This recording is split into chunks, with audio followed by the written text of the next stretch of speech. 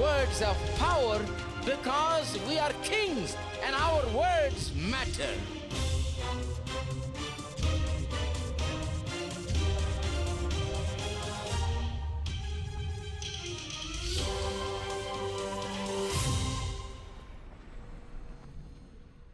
Think about the day of judgment. We don't have to fear.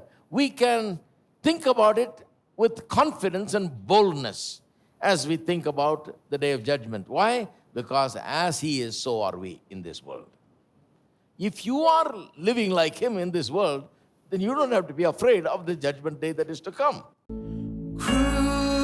Crucified, laid behind the stone, you lived to die, rejected and known, like a rose, trampled on the ground. You took the fall, and you taught me about us and crucified. Crucified, laid behind the stone, lived to die, rejected and low, like a rose, trampled on the ground. You took the fall, and you taught me about all.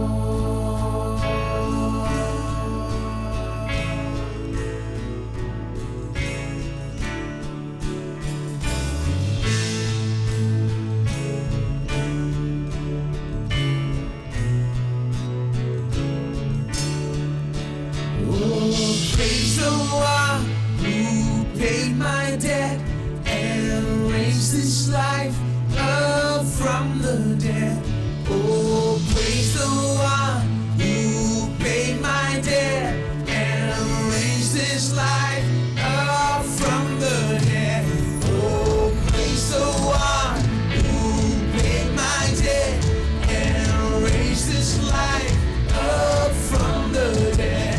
Oh, praise the one who paid my debt and raised this life up from the dead. Everybody, oh, praise the one who paid my debt and raised his life up from the dead.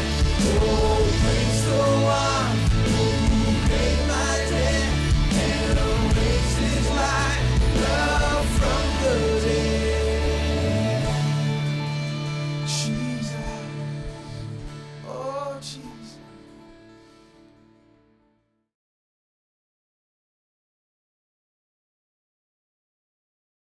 God has given Jesus the right to judge the world, mainly because He is a man. He has given the right for Him to judge the world. And the Bible in other places tells us when the judgment will happen. Let me just read to you a couple of verses, because I think this topic you don't hear much about. It's certain basic things you have to know. So I'll just refer to just a few verses. Matthew's Gospel, chapter 25, verse 31. When the Son of Man comes in His glory and all the holy angels with Him, then He will sit on the throne of His glory. Then it talks about all the nations will be gathered before Him. He will separate them from one another. He will judge, and so on. So it clearly talks about an event that is about to take place, an event that will take place at the end of the world, at the end of time, when He comes in His glory. That is when this event is going to take place. These are just basic verses I'm giving you, because some of you may be totally new to this concept of divine judgment. Acts chapter 10, verse 42, Peter preaching in Cornelius' house. Remember? In Cornelius' house, where while Peter was preaching, the Holy Spirit was poured out and so on. Now there, Peter says this about Jesus. Verse 39, and we are witnesses of all things which he did both in the land of the Jews and in Jerusalem, whom they killed by hanging on a tree. He's talking about Jesus. Him God raised up on the third day and showed him openly, not to all the people, but to witnesses chosen before by God, even to us, who ate and drank with him after he rose from the dead. And he commanded us, listen to this, to preach to the people and to testify that it is he who was ordained by God to be the judge of the living and the dead. Once again, it's talking about Jesus' role as the judge, how as a man, he has been given the responsibility. God gives him the honor of judging the world. Acts chapter 17, where Paul is preaching in the city of Athens to a Gentile crowd. Totally, this is not a Jewish crowd, this is a Gentile crowd, people that did not know Christ. He's preaching to them. And look at what he says towards the end of his preaching. He says, verse 30, truly these times of ignorance God overlooked, but now commands all men everywhere to repent. Because he has appointed a day on which he will judge the world. Look at that, the way the Bible talks about it. The Apostle Paul teaching, saying that it has been appointed a day, has been up a day of judgment is coming, he says, because he has appointed a day. Judgment is not a vague concept, where it just happens by death, you just enter into, something. No, there is a judgment day. Because he has appointed a day on which he will judge the world in righteousness by the man whom he has ordained. He has given assurance of this to all by raising him from the dead. Once again, Jesus will judge, and a day has been appointed for this event to take place. I believe the Bible, my friends. I don't know about you. I believe the Bible. This is serious business. I feel sorry for people that say there is no such thing as day of judgment, because the Bible clearly talks about a day of judgment, a definite day of judgment, that we will appear before God on that day of judgment. Now,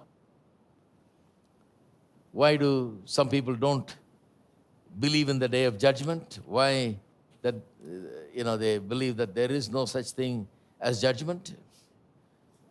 One, because,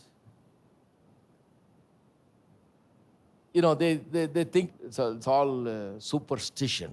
There is nothing to it, And the other is ignorant, but I'll talk about it a little later as we proceed a little further from here. But let's look at this. Judgment is going to happen through Jesus Christ. A day is appointed. These are biblical truths stated very clearly. Now, it is because of this, because there is a judgment day coming, judgment is going to happen, Jesus is going to judge, and we will all stand before God in judgment. Because of this, we are told that we need to dwell in love, because when we dwell in love, when we think about the day of judgment, we don't have to fear. We can think about it with confidence and boldness as we think about the day of judgment. Why? Because as he is, so are we in this world. If you are living like him in this world, then you don't have to be afraid of the judgment day that is to come. So, what do you think when you think about the judgment day? What are your thoughts? Do you feel fear or boldness? That's a good test. If you fear boldness, that means you're dwelling in love. And because you dwell in love, it has given you the confidence and boldness that you will face him successfully on that day and receive your rewards on that day. But if you fear, that means that you have missed the whole point of the Bible concerning love. You don't know what role it plays in bringing this boldness to us. You've missed it. You've missed the whole point about love and loving one another and what the Bible teaches about it and the importance of it. Some people think it's unimportant. In this world, this is the way life is. That we love if possible, don't love if it's not possible. Whether you love or don't love, it doesn't matter. All these things don't matter. Nobody's going to ask us. We don't have to worry about that, and so on. No, the Bible says that when you do not dwell in love, when you think about the day of judgment, there will be fear. Because there is a judgment, my friend, you know for a fact that you'll be pulled up and you'll be asked about what you did with what you're supposed to do. That makes you responsible for it. That's the logic that John is employing. He says, if you dwell in love, then when you think about the judgment day, you will not have fear, you will have only boldness. He puts it in three ways. He puts this point across in three ways. His logic works like this. What he says here in verse 17 and 18 is this. Let me read it again and let me give you these three things. Love has been perfected among us in this, 1 John 4:17, that we may have boldness in the day of judgment, because as he is, so are we in this world. There is no fear in love. Listen to this. I will explain this. But perfect love casts out fear, because fear involves torment. But he who fears has not been made perfect in love. What is he trying to say? We can put it in three ways. One, he is saying that natural man, every person that is born in this world, a natural human being, not spiritually born, not born again, but a natural man in this world, every natural man should fear the day of judgment. But the fact is, there's a lot of people, natural man, unsaved people, don't know the Lord, that do not fear the day of judgment. That's the fact. Why don't they fear the day of judgment? Because they think it's superstition, like I told you. They think it's nonsense. They think it's Christian preachers made up these stories about the day of judgment and put the fear in the hearts of people about the day of judgment. It's unfair to make people feel all that fear talking about the day of judgment. We need to get rid of this whole idea. The biblical idea of the day of judgment is wrong, they say. They say it's utter superstition, stupidity. We need to get that out of our mind. We need to live freely. There is no judgment. Death is the final event. After that final event, there is no more event happening. Forget about it. No judgment, they say. No judgment. Now, I say to those people, I remember one person talking to me like that. There's nothing after death, you know. I was actually visiting this man many years ago as I was a student. I was reading a book by Josh McDowell, was a famous apologist in those days, still is.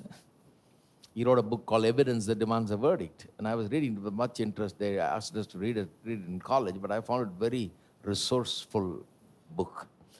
A lot of information there. So I was continually reading it during summer. And I was visiting in a town, and they took me to see a man who was dying of cancer. So as a young man, I was just really 21 years old, I visited the hospital to try to talk to the man about the Lord. And I sat next to him and talked to him. He listened to me patiently. He's a nice guy. Listened to me patiently. And then I just took this book and just wanted to give it to him. I thought I'll buy one later, give this to him, because he's a very big intellectual guy. So I thought he would like this book because it gives evidence to all the biblical truth. As an apologist, he gives very good evidences. So I gave the book to him.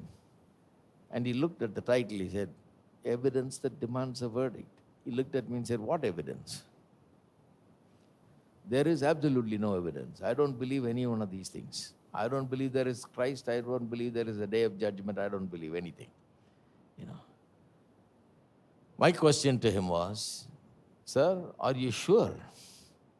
Can you guarantee me that there will not be anything after I die? And can you guarantee yourself after you die there will be nothing? You know, that's the thing. Nobody can prove scientifically or in any other way that there is nothing beyond death. In fact, even secular people have done research about death and what happens beyond death. And they have found, that there is something beyond death, and these things have been written. Books have come out on that. So there is more evidence to the fact that there is something beyond death. And death is not the final thing. So I said, sir, can you guarantee me that death is the end and that I will not be pulled up again? That chapter will be closed. Then I can forget about it. When they bury me in the grave, I go dust to dust and ashes to ashes and nothing else later on. Now, when the preacher pronounces that in the graveyard, people think, that's what is going to happen, dust to dust, ashes to ashes. But the fact is, after you go dust to ashes, from the very dust from where God took and made Adam, he will reach into the same dust and give me back my body again. That is what the bodily resurrection truth is all about. That's what the Bible teaches. I said, can you guarantee that after that there is nothing? There is no one that can guarantee that. Even that man won't be able to guarantee that. No one can guarantee that. As far as I know, in the world, they say a lot of things, but then they change everything, You can't believe these guys. When I was 40 years old, they said, don't eat any eggs. I love eggs. I used to have 2 eggs a day. No breakfast without 2 eggs a day. So all of a sudden, my eggs were stopped. From 40 years old to 60 years, for 20 years, no eggs, only white of an egg. Only white. And the Bible says, is there any taste in the white of an egg? I should have listened to the Bible. You read it in the book of Job. It says that. But they said, no egg, because it'll kill you. No egg. But now they're saying you can eat up to 8 eggs a day. After I'm 60 years old, I've started eating 1 egg a day now. But they cheated me out of my eggs for 20 years. These guys, I believed them. I totally believed them, and I strictly followed that thing. No egg philosophy. No egg. Keep it out. Everybody will get their egg with the yellow yolk and everything. I'll get only the white, Like a punishment, I'll just sit and eat. And finally, just to find out that I could have eaten 8 eggs all these years, every single day. It's good for you, they say. Everything they said bad, after a few years, they say good. So who can guarantee me there is nothing beyond death? If somebody can guarantee me, I'm fine. I'm fine with it. I'm ready to believe with it and go with it. But there is no guarantee there is nothing beyond death. It looks like there is every reason to believe there is something beyond death. So to say that it's a superstition is stupidity, really. Some people don't believe in the day of judgment because they have never heard about such a thing. And they're totally ignorant about it. Their ignorance causes them to not believe these things. Now, this is another problem, you see. People are not thinking at all. They're busy getting up, brushing their teeth, taking a shower, running to work. And there at work, you have to really mull over a lot of things and battle with a lot of things, and you work very hard. And you come home, you're tired, you turn the TV on, sit, watch something, some joker doing something, that has no meaning for your life and relevance to your life. You just make your heart glad just sitting and watching. And then eat your dinner watching TV. And then sleep while watching TV. This is how Chennai lives and the whole world lives today. We have become a people that don't have the time to think and do not bother to think. We don't, nobody stops and says, who am I? Where did I come from? Why am I here? What is the meaning of this life and significance of this life? What if I die today? If I stop breathing today and I die, where would I go and what will happen next? Is there anything scheduled after my death? Beyond the grave, is there anything? No time to think all that. We're too busy. You know how many homes you can go to? There is not even one book in their home. There are more people in the world today that have never read even one book in their whole lifetime. And there are educated people, that do not even read one book in a whole year. That's a solemn truth, isn't it? Because we are not a thinking people. We think the less you think, the better you can enjoy life. We're against thinking. Yet, when it comes to philosophizing, we are armchair philosophers. We like to say, I think, that's not true. These preachers have made a mess of things, told us there is a day of Well, brother, come, let's think. Think about it. If you think any serious thinking people will arrive at some truth if you just thought about it. Ignorance is the thing that causes many people to not believe on the concept of the day of judgment. They're not afraid of it. Why? Because they are ignorant of it. A child, for example, is ignorant of the things that he should be. The child is not afraid of the things that he should be afraid of because the child is ignorant. The child is ignorant about what the fire will do to him, or what water will do, or what height will do, or what depth will do to him. It will kill him. But the child doesn't know anything about it, totally ignorant about it. So we keep an eye on the child all the time because he is totally ignorant. He has no fear. He will jump from anywhere. He will roll from anywhere. He will touch anything. He will dip into anything because he does not realize the danger, because he's totally ignorant. His mind cannot think in those terms, cannot understand those things. The child is like that. You got to watch over the child because he's totally ignorant and he can kill himself. That's why we have a babysitter all the time going around the child. Now, a lot of people, even though they're now 40, 50 years old, they're like that child. Why? Because they have never given time to think about what life is, why they are here, what is the meaning and significance of life. What if they died today? What will happen tomorrow? That's why in that story in Luke chapter 12, where a man had a big harvest, he was growing, his business was doing really well, Here is a busy guy who goes in the morning, works very hard and earns a lot of money, and big harvest has come in, his barn is not enough to hold the grain, so he builds a bigger barn. And he says, my soul, eat and drink and be merry, because I've stored up for many years to come everything for you. And God says, you fool. What a way to call a man. And some people, immediately they interpret it wrongly. They say, see, the rich man, he is rich, so God called him fool. So there's another fool here now. Did he call him fool because he went to work in time? Did he call him fool because he worked so hard? Did he call him fool because he was successful in his business? Is he a fool because he did well in his business, earned a lot of money, and had a great harvest? I would say he must be a very wise, hard-working, smart fellow who went and worked and earned so much money. He didn't call him a fool because he went to work, earned a lot, and till he had no place to put everything that he earned. Then why did God call him fool? He called him fool and said to him, what if your soul is taken from you today? You never thought about that. In other words, he's saying, you fool, you made all the arrangements for years ahead for your future life. You have stored up in a big barn, but you never made arrangement for what you're going to do after you breathe your last. That's why he's a fool. He's not a fool because he succeeded in business. Some people are intent on preaching the Bible wrong, Oh, he called him a fool. This man had a bigger barn, had bigger harvest, built a bigger barn, and all the fools earn a lot of money and build bigger barns. We are holy. We earn very little. Anybody that does well in business and does well in their career must be smart and must be applying themselves, must be faithful to and work hard and all that. They're not fools.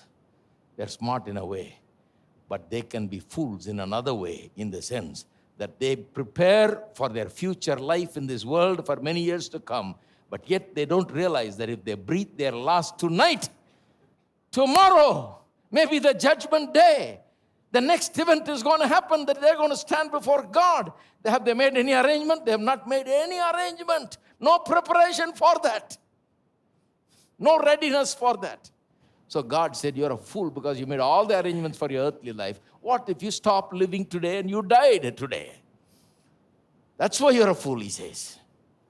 So, a lot of people are there.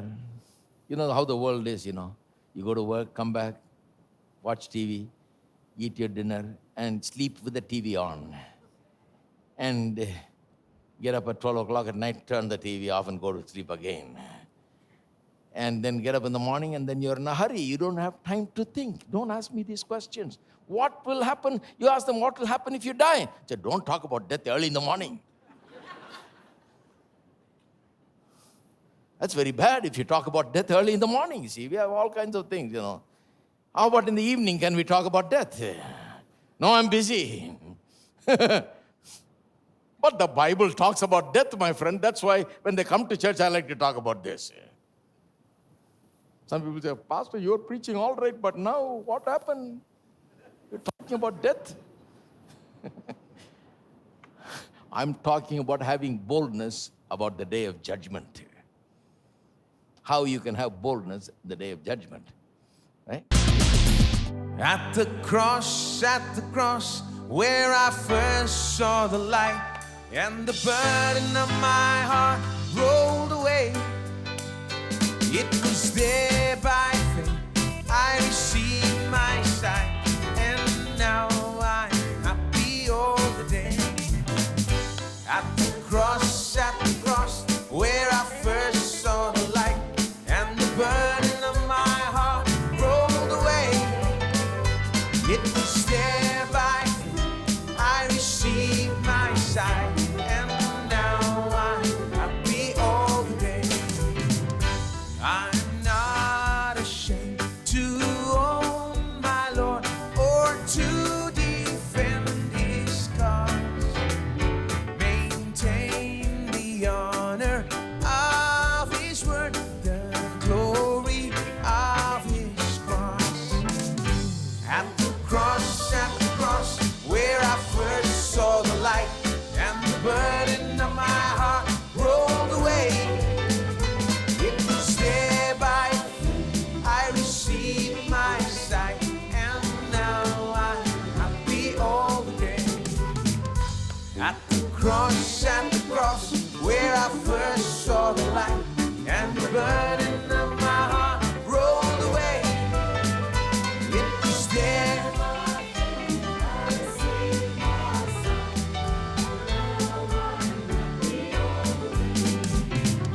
Jesus, my God, I know His name. His name is all my trust.